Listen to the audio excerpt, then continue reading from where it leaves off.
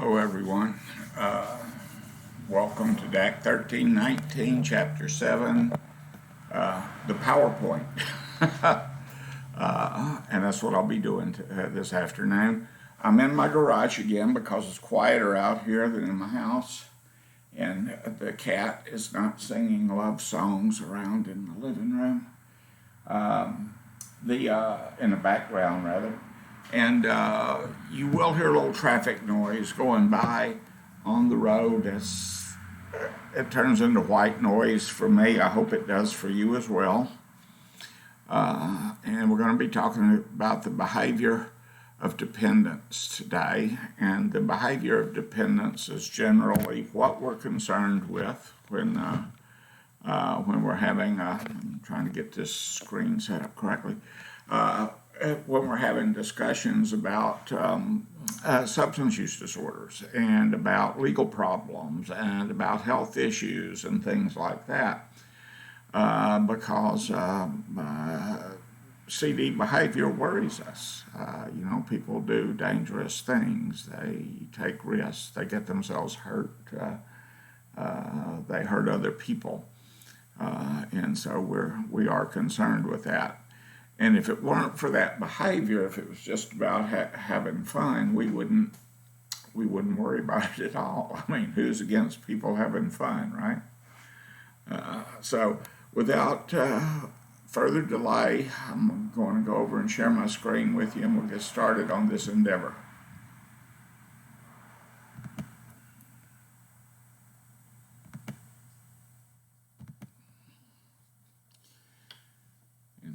Away we go. You've seen this before, I'm pretty sure. First the man takes a drink, then the drink takes a drink, then the drink takes the man. A Japanese proverb. I like Japanese poetry to begin with. It's short and evocative, and it tells a story in relatively short form most of the time. This is a profound little piece, I think, and it does describe fairly accurately what happens when people move through the phases of whether it's Jelinek phases or Valence or Johnson's or who's ever. The journey is still evident. Through stages, that you go from here to there to here to there to get to where you're going, which is usually a pretty dreadful place to be when you're talking about addiction. There's an issue when we're working with people of internalization versus externalization.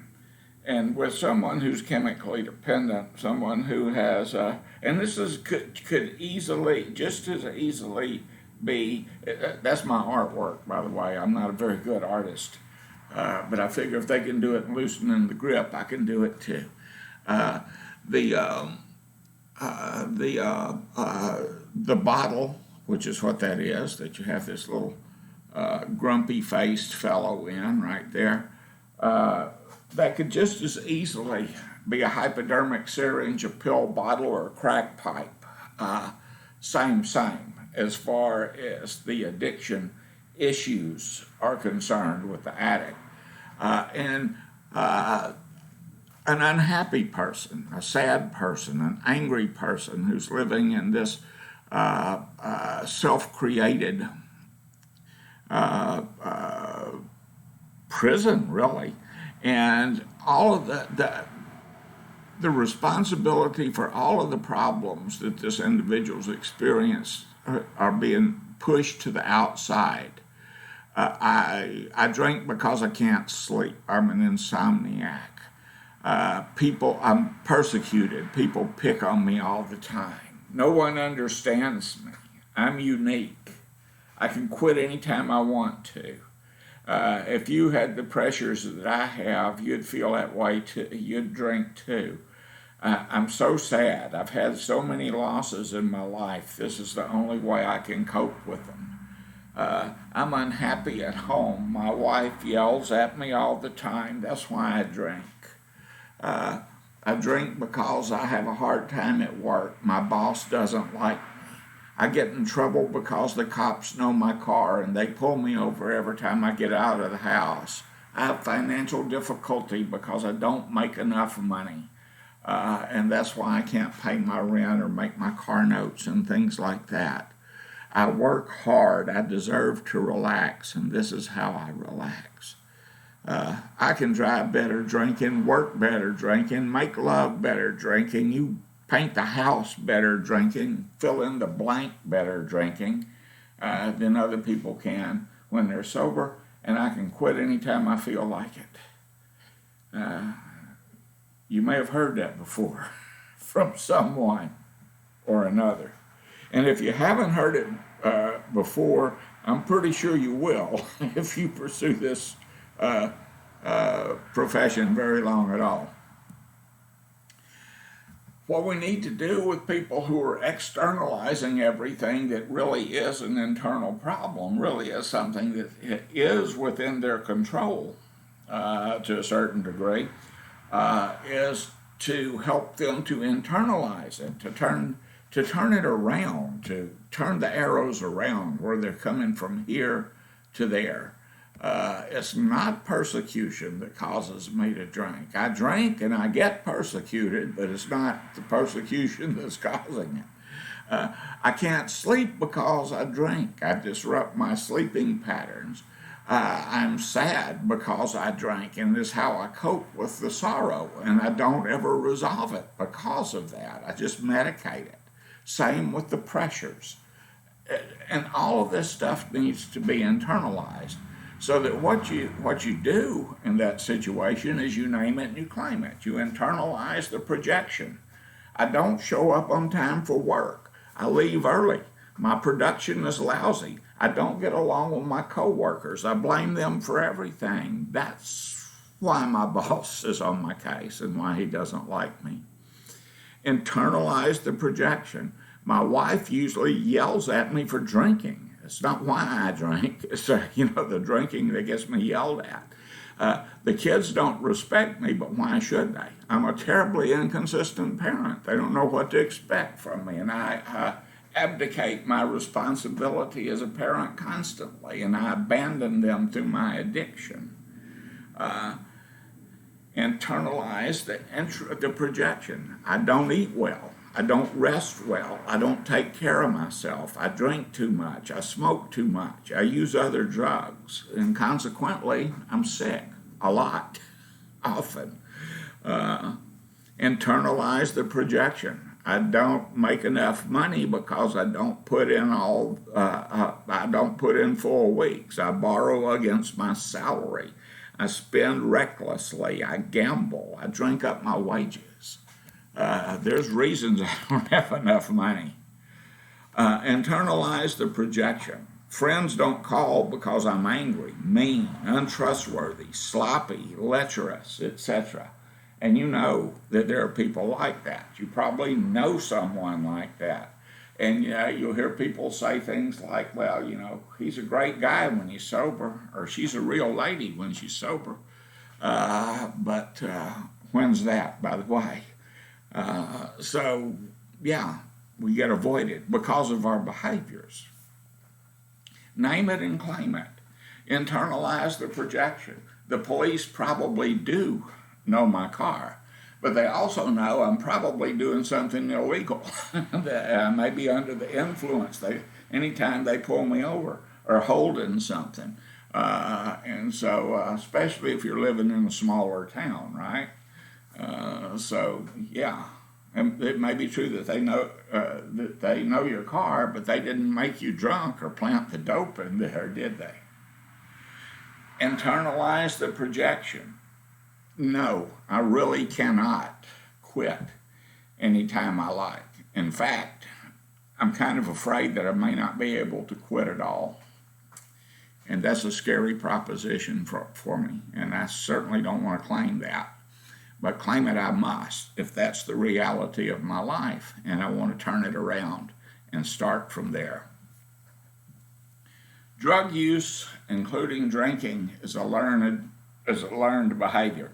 I love this movie. I know you're not supposed to laugh at alcoholism and stuff like that, but I have a drinking problem. He never hits his mouth. That's Robert Hayes is the traumatized former fighter pilot Ted Stryker from the movie Airplane. He tries to drink away his sorrows, but he misses his mouth with the alcohol. He has a boss who sniffs glue, so it's a good movie. The Johnson model of how you learn to be a drinker, and you do have to learn to be a drinker. It's not as hard as quadratic equation certainly, but it is something that you have to learn. Just same way you have to learn how to tie a shoe or eat with a fork or anything like that. Except now you're dealing with a drug and you're looking for an effect from a drug. And so the Johnson model indicates that people who start using alcohol, and he's writing about alcohol, Dr. Stephen Johnson is a doctor of divinity, and he is was a recovering alcoholic himself, and he in his own recovery began to think about these things, and this is how he described the process for himself and for others too that he studied and interviewed. But in order to be a drinker and to understand, what you're going to be doing with this beverage, with this drug, and be able to predict the outcomes, you have to learn the mood swing.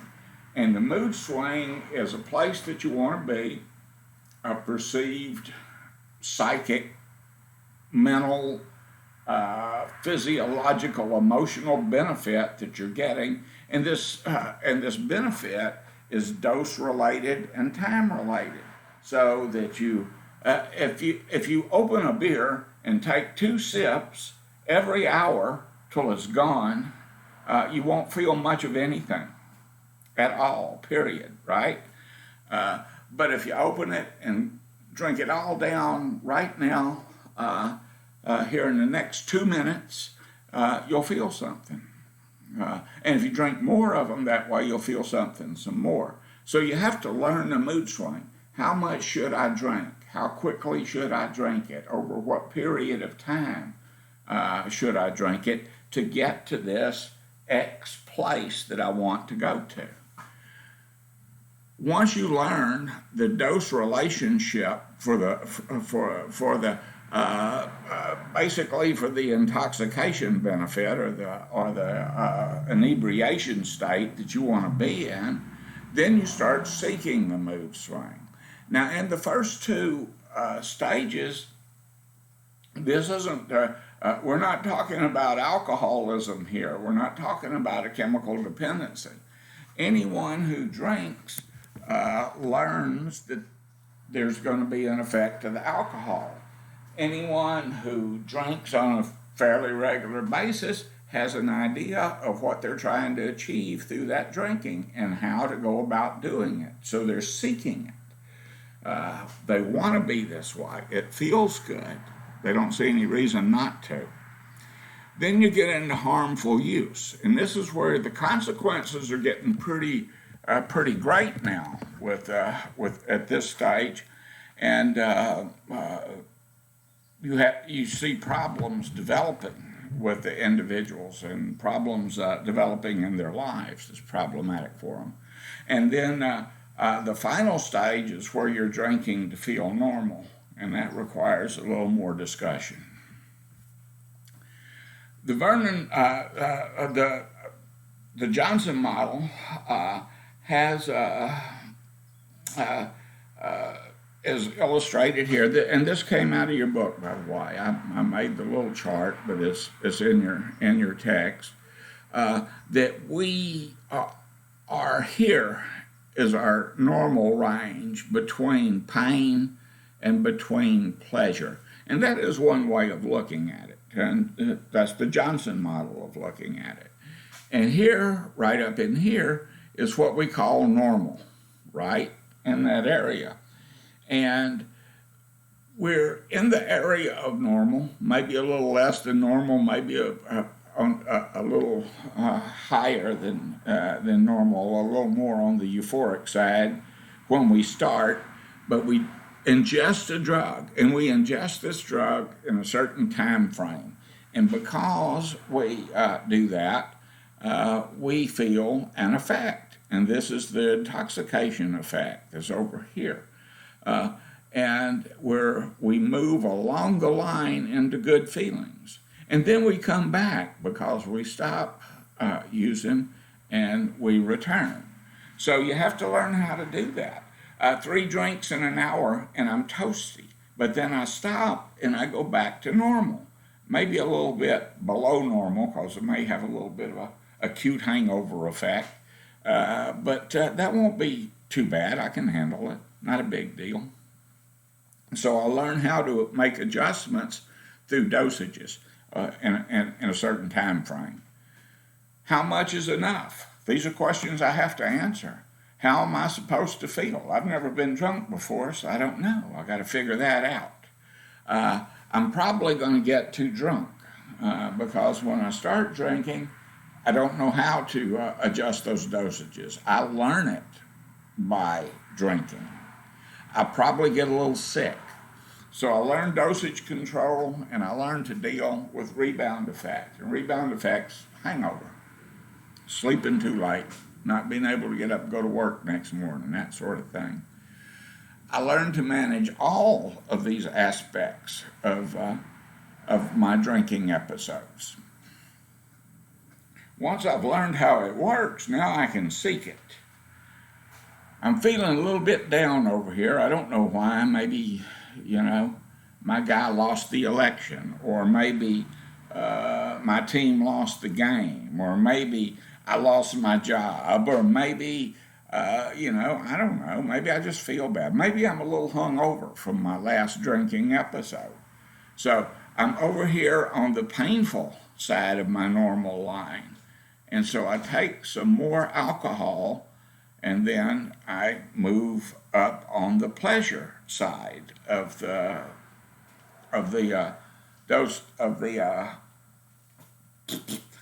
pleasure side of my normal there. And I go to here. This is where I wanted to go. This is 3 Boilermakers. You know what a Boilermaker is, right? It's a mug of beer with a shot of bourbon dropped in it. And 3 of those in an hour, you're okay. You're good to go. You're good to go and then some. I have the drug-induced mood, the alcohol-induced mood. And I perceive this as a good thing, as a beneficial thing, as something that I enjoy, thank you very much. And that's why I did it. And now, when I stop using, I go back to normal again. Maybe a little bit past normal onto the painful side, but still where I go back to is better than where I started, right? So at this point in time, I'm seeing my drug use, and alcohol is a drug, make no mistake of that. I'm seeing my drug use as a thing that's doing something for me, as something that's beneficial. I like doing it, and I seek it. I want to do it again. I'm going to do it some more because it feels good. I'm feeling down, but I don't have to feel that way. The dose-effect relationship over time is clearly, maybe not clearly, but at least better understood because now I've been doing it for a while. Enhanced mood is achieved by predictable dosages. I know, you can rely on booze, you can rely on LSD, you can rely on heroin and cocaine, right, to do the things that they always do. Eric Clapton, she don't lie, she don't lie, she don't lie, cocaine. It always takes you where you want and gives you what you have always wanted. And over time, it probably gives you more than that, but it's a reliable thing. At this stage, the rebound effect may be rougher than it is in the learning the mood swing stage, but it's still something that I can handle. So I'm still seeking that psychic change, that relief, whatever it is.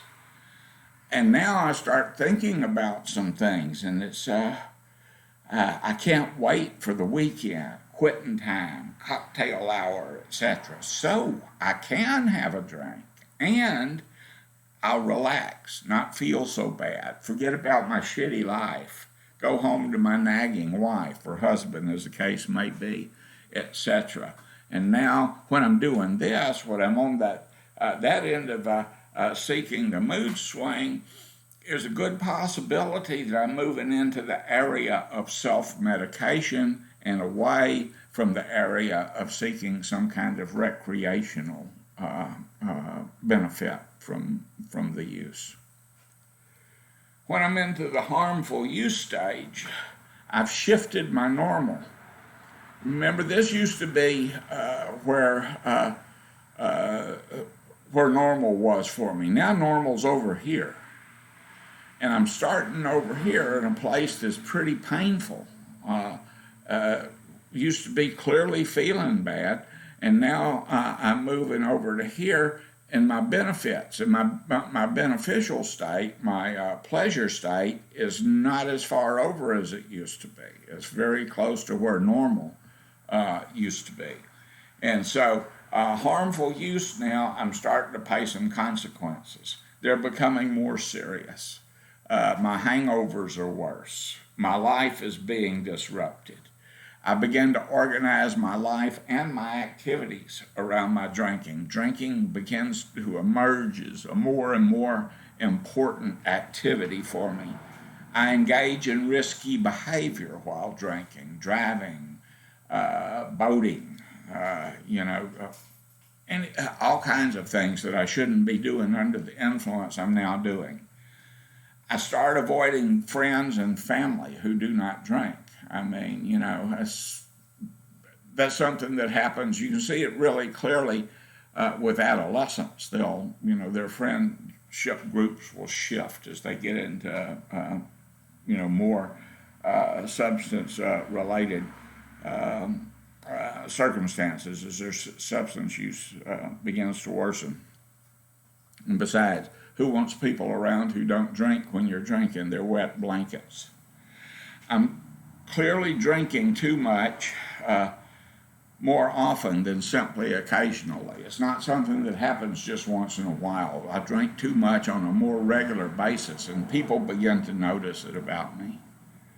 I hadn't even been drinking a year. I hadn't been drinking a whole year when a friend of mine asked me, what happened to you? What's wrong with you? I don't see you anymore when you're not drinking. You always have a beer in your hand. And he was right. I'm always under the influence. At the age of 17, before I've even touched my 18th birthday. And he was correct on that. Son of a bitch. Charlie Rummel. But nevertheless, he called it. And I passed it off. Why don't I drink all the time? I'm always thirsty. Ha ha ha. My normal range had shifted. After a while, and I'm not unique. I'm a typical garden type variety found under every cabbage leaf alcoholic. Nothing unique or special about my type of drinking. My normal feeling range had shifted until I started feeling uncomfortable when I went places or around people and I wasn't drinking. And then I realized I'm not getting the same relief, the same benefit that I used to get from my use. This is something that you'll really see in the drinking to feel normal stage, is that people aren't happy when they don't really get the benefit that they used to get from drinking. They don't have the same payoff anymore, but they're miserable when they're not. So it's kind of a trade-off. And one of the tough pills to swallow associated with that is that which gives you relief is also that which causes your pain. Dang. Drinking to feel normal. The normal has shifted again. It's shifted way over. All of my normal, all of my movement towards pleasure is on the painful side of what used to be the normal line over here. I've shifted way over here. Now when I start drinking at this point, I'll get some relief, but my relief doesn't even take me back to where normal used to be. In fact, my relief is still on the painful side of the line where I started. And then when I come back, because of the rebound effect, I am prone to go all the way over here to where my focal point is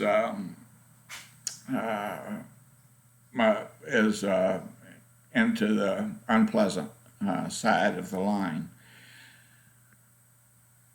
To put this in AA parlance, this is where the alcohol stops working. Where you're miserable when you're drinking and miserable when you're not. It just stops working. And there's no real relief anywhere unless you're passed out. Drinking to feel normal is I don't feel good when I drink, but I'm miserable when I don't. I have physical consequences that require self-medication. I've got to drink to make myself stop shaking. I've got to drink to be able to shave without cutting my throat. I've got to drink to be able to get up and go to work or go to bed or whatever it is that I'm doing. I'm obsessed with the idea of drinking. And my obsession may be it's going to be different this time. I'm going to control it. I'm going to switch. I'm going to cut down. I'm going to do whatever. But I can't, because when I start drinking, I'm compulsive when I drink. I cannot predict how much I'm going to drink, when I'm going to stop, what I'm going to do. Once upon a time, I stopped drinking. Well, I cut down on my drinking to prove a point to my unreasonable wife, who said that I couldn't control my drinking, and I was going to prove to her that I could. And so that for the next couple of weeks, honey, I'm just going to come home, and all I'm going to do is I'm going to have 2 beers, no more. 2 beers a day, and that's it. And so I did that for 2 or 3 days. And then I came home and I didn't have any beers. And she said, well, aren't you going to have your beers? And I said, no, I don't think I'm going to drink anything at all for the next week or so, which I did to prove a point that I cannot drink anything for a week or so. Of course, I was psychotic during that period of time. I was one big nerve and everybody and their dog was on it. But it took me a while to admit the truth to myself, because I was in a drinking to feel normal stage. 2 beers does not feel normal. I absolutely hate what 2 beers feels like. I don't want 2 beers. If I'm not going to drink more than 2 beers, I don't want to drink any beers. If I'm not going to have more than 2 shots of whiskey, I don't want them, because I don't like what 2 shots of whiskey feels like in me, because of that compulsive element to my drinking. I'm drinking to make myself feel like myself. And you may have been in an AA meeting, those of you that are in recovery. Some of you may have said something along this lines. But man, when I first started getting loaded, I felt so normal. I felt like I'd come home. This is where I needed to be. This is me. This is how I am. Self-medication, then, is undeniable, but we deny it anyway. Bushart's feeling range. I found this easier to work with than Johnson's. We exist between these 2 extremes: euphoria, which is pleasure, and dysphoria, which is pain. I have a mid-range, which is normal, and this mid-range is different for different people. I cannot put my normal and lay it over yours and say this is where you're supposed to be or this is how you live, because it may not be. but we have a norm. We have a range in there that's unique to us. At the same time, we live in a society that defines norms for us and imposes norms upon us. And so we have to think about that too when we're looking at what normal is. And what normal is in social psychology is what most people are doing most of the time. That's what it is in sociology too. It's, it doesn't mean it's healthy and good or anything like that. I think it was Abraham Maslow who said that what we call normal in psychology is a pathology that's so widespread that people don't even remark on it anymore. So that may be true too, I don't know. Normal day in the life, up and down all day long, just like this, I get up in the morning and I take a shower, come to work, have a flat tire, got to fix the flat before I come to work, but I get it done and I come to work and, I don't have to call suicide hotline or anything like that. And we're up and down on this all day long, Euphoria and the intensity of good feelings, natural highs and lows, they occur in our lives too. Pleasure and pain that comes to all of us. Births and deaths, pleasure, pain, weddings, loss of employment, financial difficulties, graduations, and these feelings spike up and down, So those occur naturally too. But I can also take a drug and spike them through artificial means. When I do a line of cocaine, boom, I go way up here real fast, right? But doing that type of intense stimulant, I come down real fast too. And because of the rebound effect, again, I'll probably come down a little further than I was, than where I started. But not wishing to be on this side of the line and having a little bit of cocaine left, I can do this and go up again, right? I wish this little arrow I could see it better. And then I'm up for a short while, and I come down again lower than where I started. And then I go up and down and up and down. And this might also be titled A Weekend at the Crack House. And that's where we go from that, when we walk in with our paycheck on Friday and walk out without it on Monday morning. Don't have it anymore. And we're on the dysphoric side. Seeking peak experience, by the way, wanting to feel good is normal for people. People want to feel good and they want to avoid pain. That doesn't make you abnormal. That makes you as normal as anything. Over time, we get into a dysphoric way of being if we're doing drugs all the time. The previous slide, the euphoric slide, that may be the weekend at the crack house. This is Howard's first 2 years of alcohol and drug use, we'll call it that. When I first encountered certain substances, I went, oh man, where have you been all my life? This is so great. But then I had these hangovers that would cripple a freaking horse, and I'm down here on the other side of the line.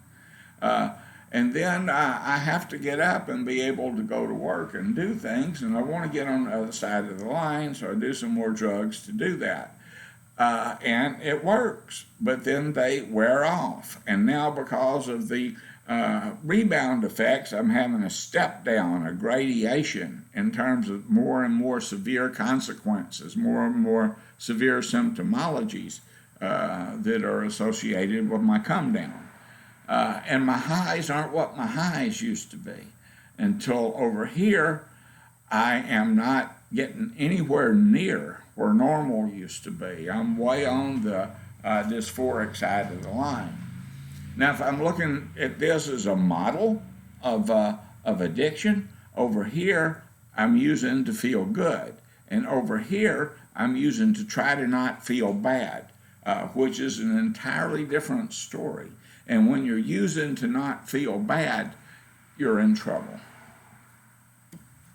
There's a deterioration of functioning that happens with people as they move across those stages that Johnson described. Intoxicated individuals to begin with are insane. Seriously, we are.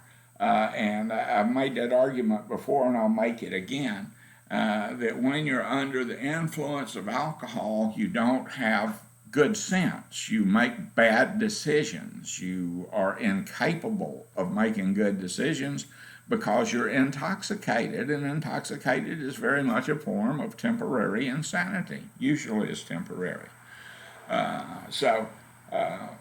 Bad things happen when we try to operate while we're intoxicated. I can drive better drunk than most people can sober. No, you can't. And if you can, there's something really, really, really wrong with you, and you need to be seeing a physician. There's probably some medication that works better for you than alcohol. It's not my fault. So-and-so screwed up. That's these guys here, right? The buck stops there or there or there or ad infinitum. The buck never stops with me. Role behavior. I'm unable to fulfill things that are expected of me as a husband, teacher, father, son, whatever. And I engage in aberrant or unacceptable behavior from time to time. Inappropriate behavior, like showing up drunk at weddings or getting too drunk at the weddings, showing up drunk for events. This is one of my favorite movies of all time, by the way. This scene here, that's Frederick March, and he's a banker who's come back from World War II in a film called The Best Years of Their Lives. And if it's on television anytime, I will stop and watch it. I must have seen it like 50 times, I'll still watch it. It's one of my favorite movies ever. And in this particular scene, his wife and his boss are horrified as he has come back with a drinking problem, and he taken up his old job at the bank and gets promoted to vice president over loans. And he's making a fool of himself at this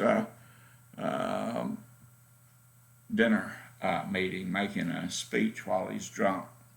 And speaking of making a fool of yourself, Joe Willie Namath, who predicted that the New York Jets would win Super Bowl III against the powerhouse Baltimore Colts, captained by quarterback Johnny Unitas. Way back in the day. I think that was in 1967, if I'm not mistaken. He's being interviewed, and he's drunk, and he's making a pass at the reporter and telling her he'd like to kiss her.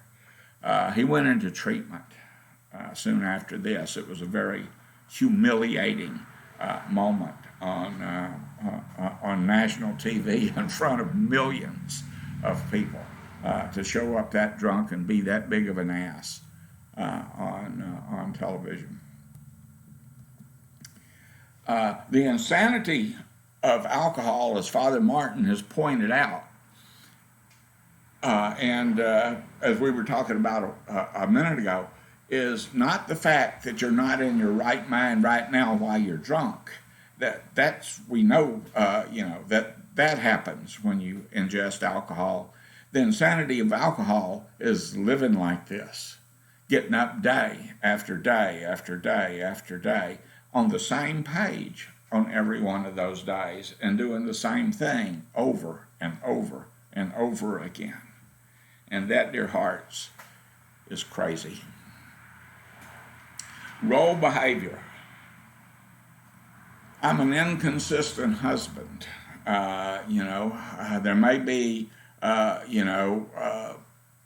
my mood swings make me hard for my wife to approach or hard for her to interact with me. There may be infidelities there. There may be violence. There could be any kind of thing. As I get further and further into my illness, I'm less and less able to perform adequately as a husband. As a father, as a parent, I'm a lousy parent. My kids don't know what to expect from me, and I certainly set no good example for them. I cuss them, I throw things at them, all of this kind of bad stuff, and they have done basically nothing to deserve it. It's me, not them, but they tend to take that on and are damaged through the process. I'm not a good friend. I may betray you. I may try to fool around with your old lady. I may borrow money and not pay you back. There's all kinds of things that would indicate to you that I'm not a good friend when I'm in my cups. It's not because I don't want to be. There's plenty of times that I'm absolutely sure, that I made promises that I fully meant to my friends. I just couldn't keep them. And that was a thing. As an employer, I'm a lousy employer. I won't give you proper supervision. I won't give you what you need to do the job. I'll cheat you out of your salary if I can. I'm hard to get along with. I demand things from you that are unreasonable. Demand a performance that's unreasonable from you. I'm a lousy employee. I drag my feet. I'm like those guys at the desk pointing. I blame everybody else for my shortcoming. It's always someone else's fault that I couldn't get my job done, etc. and so forth.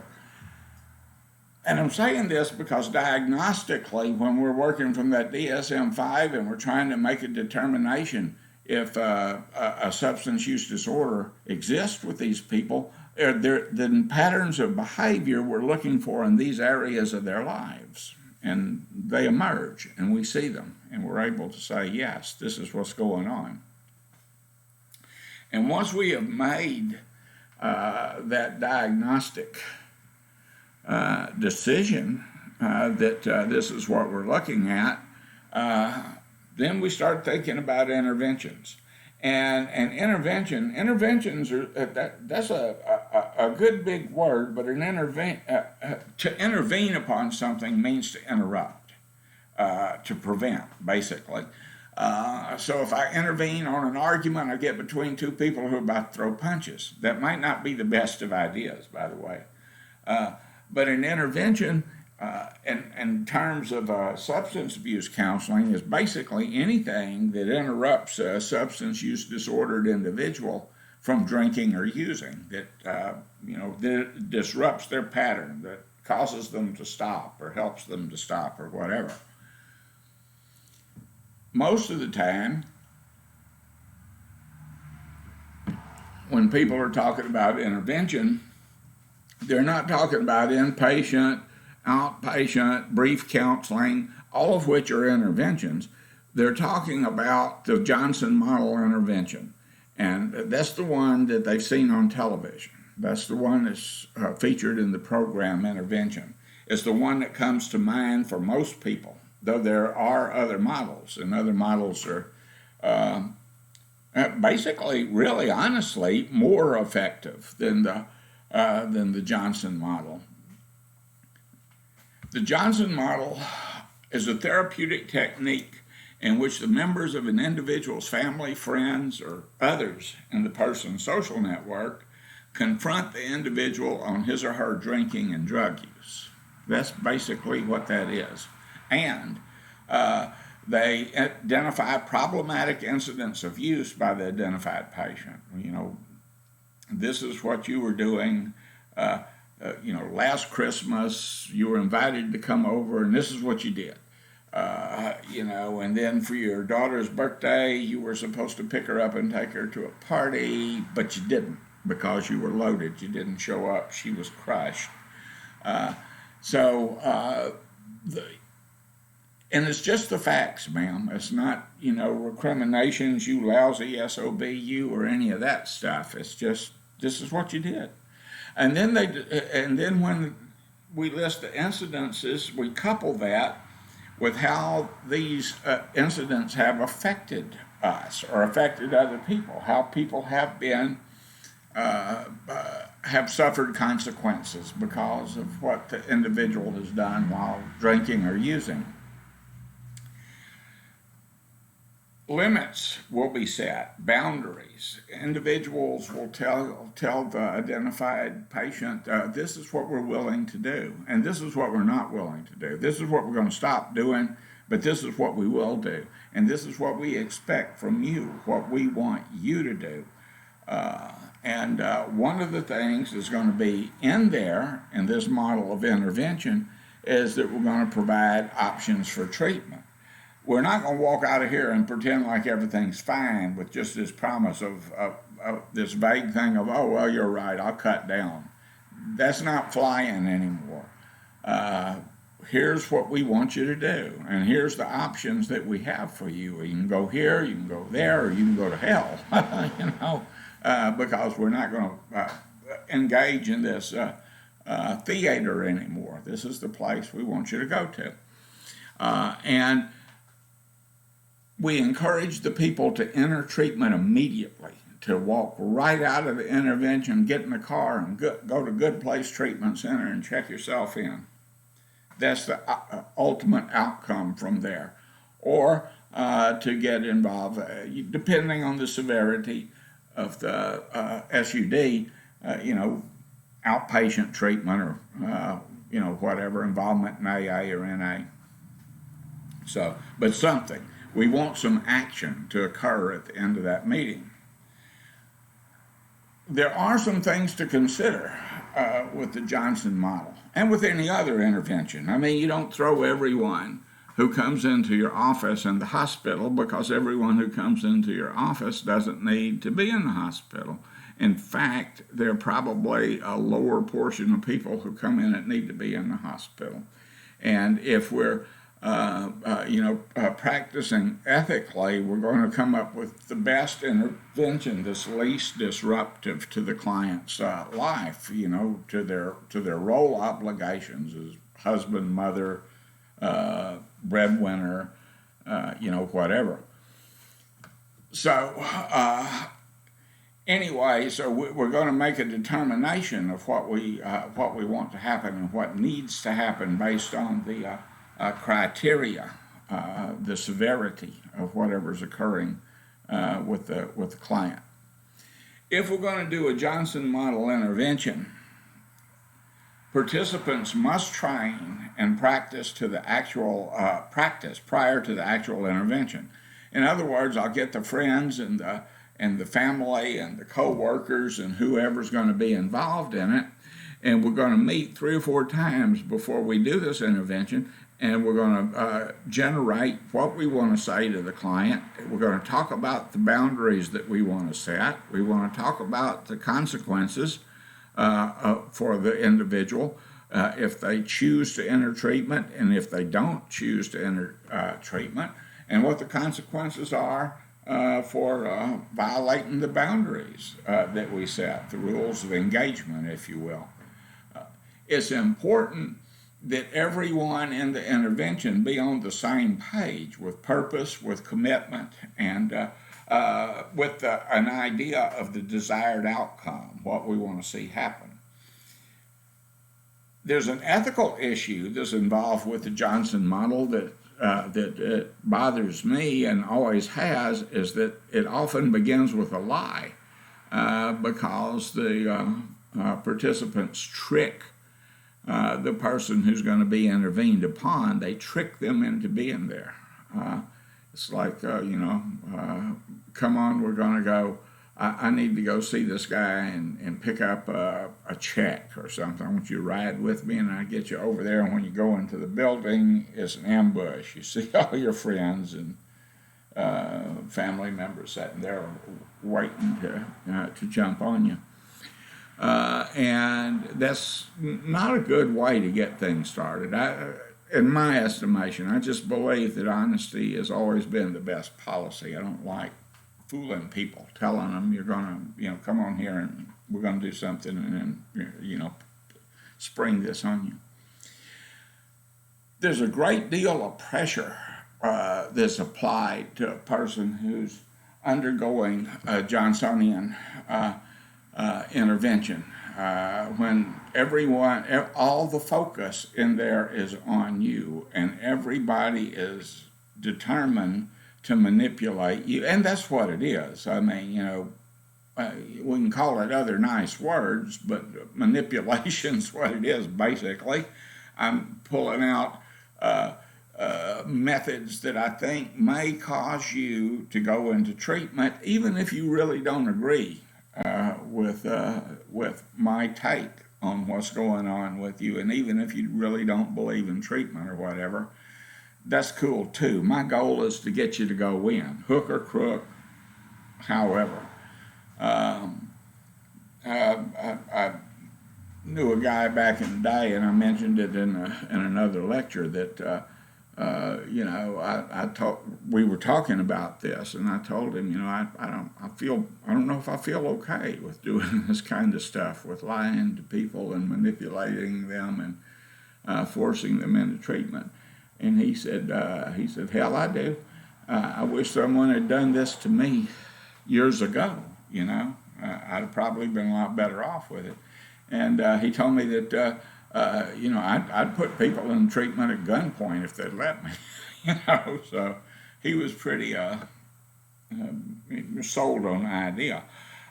Though this model has the best rate of getting individuals into treatment, it's one of the worst in terms of individuals completing treatment.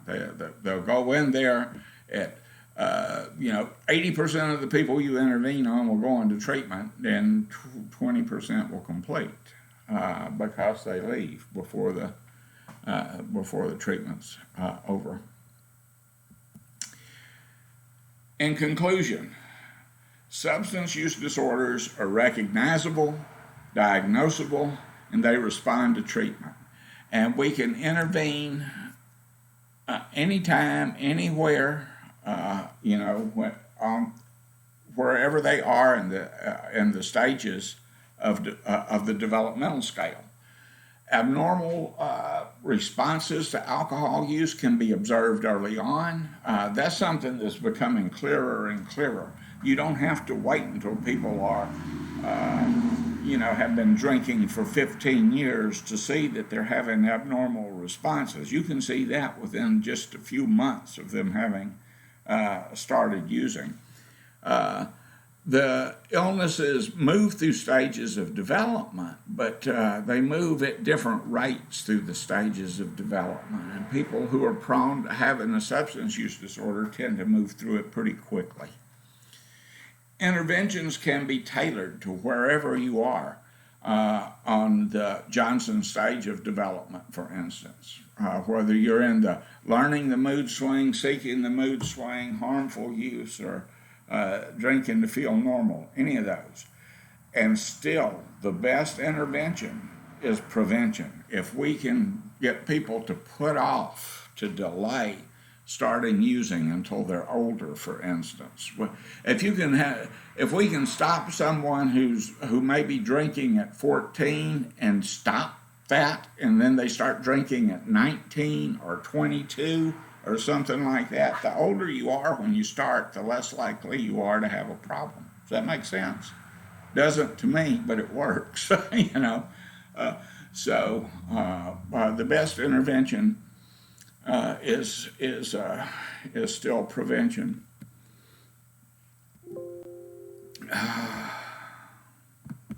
And that brings us